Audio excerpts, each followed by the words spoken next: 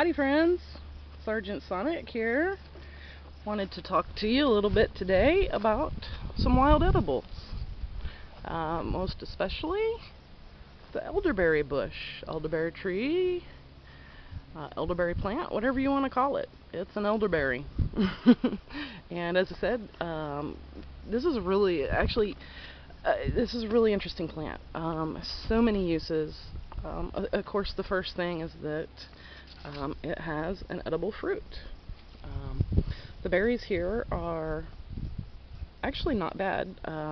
They have a kind of a sweet flavor to them, and they usually ripen up in the months of July and August. And of course, as you see, when they're ripe, they get this really pretty dark purple blue, almost a black color, kind of like a blackberry almost.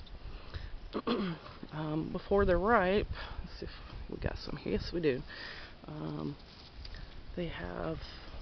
They're this greenish color. So you'll definitely know if they are or are not ripe. Never eaten a green one, but I imagine it'd probably be pretty bitter.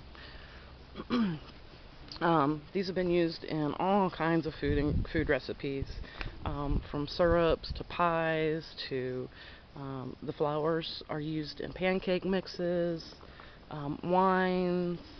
In fact, sambuca, the alcohol sambuca, is sorry, there's a bird up there distracted me. He's scratching around pretty hard.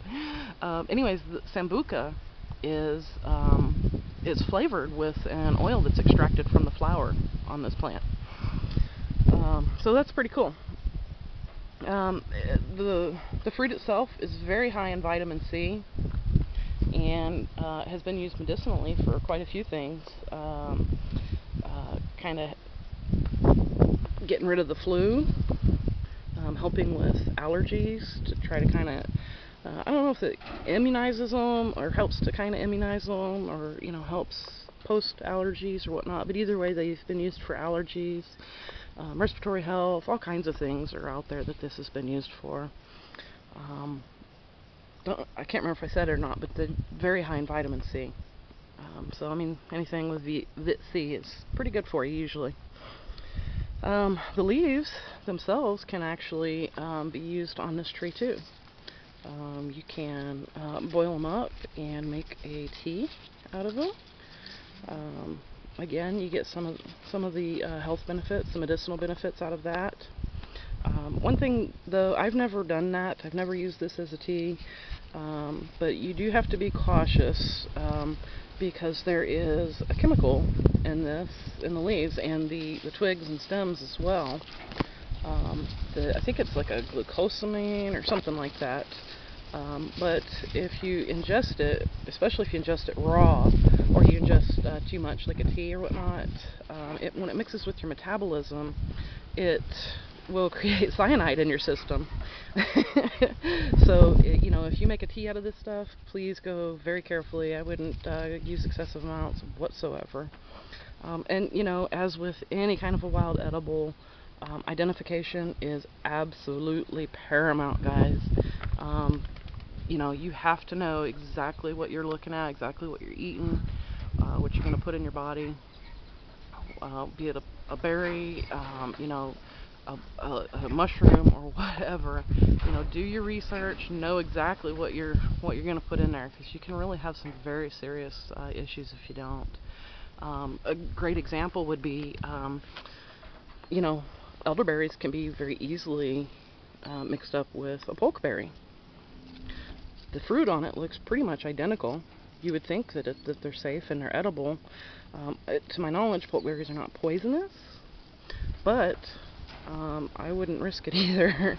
For me, the big identifier between these two is, of course, first and foremost, the leaf shape patterns and stuff. These have a serrated edge on them, and I'm pretty sure that the poke leaves do not. Also, like I said, it's just the pattern itself. These kind of have 1, 2, 3, 4, 5, 6, and 7. Sometimes it could be more, sometimes a little bit less. But also another thing is the pokeberries kind of, when they grow, almost like grapes, like the berries will cluster on a little vine kind of going down this way. Whereas, as you see with the elderberry, it kind of has this broccoli or tree type shape.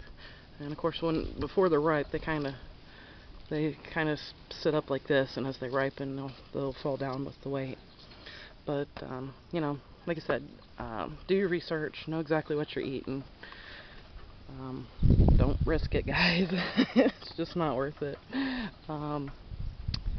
You know, the twigs and the stems on these, let me get down here, it's pretty overgrown, but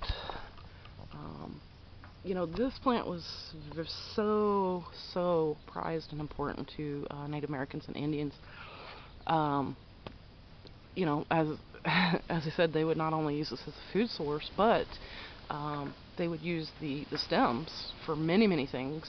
You can hollow them out, or they would hollow them out. You could do it too. Make an arrow shaft. You can make a blowgun out of these.